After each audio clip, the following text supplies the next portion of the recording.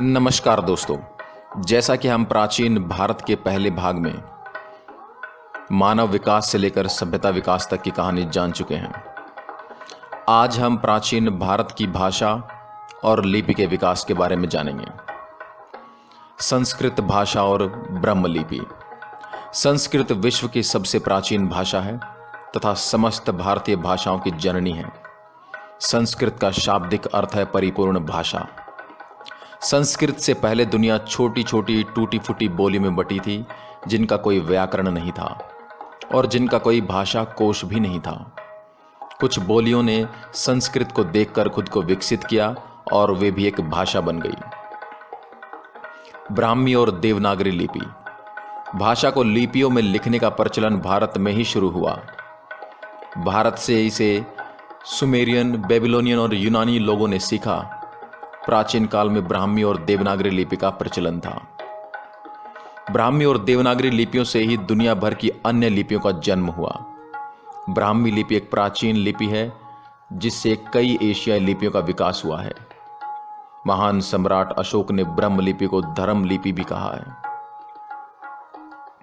ब्राह्मी लिपि को देवनागरी लिपि से प्राचीन माना जाता है। कहा जाता है कि यह प्राचीन सिंधु सरस्वती लिपि से निकली लिपि है। हड़प्पा संस्कृति के लोग इस लिपि का इस्तेमाल करते थे। तब संस्कृत भाषा को भी इसी लिपि में लिखा जाता था।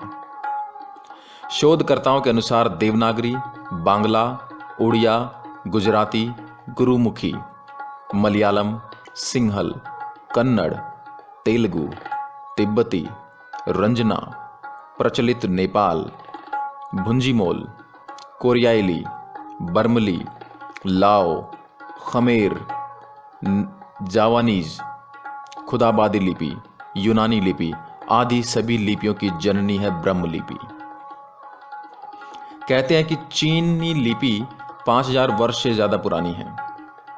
मेसोपोटामिया में 4000 वर्ष पूर्व क्यूनिफॉर्म लिपि प्रचलित थी। इसी तरह भारतीय लिपि ब्राह्मी के बारे में भी कहा जाता है।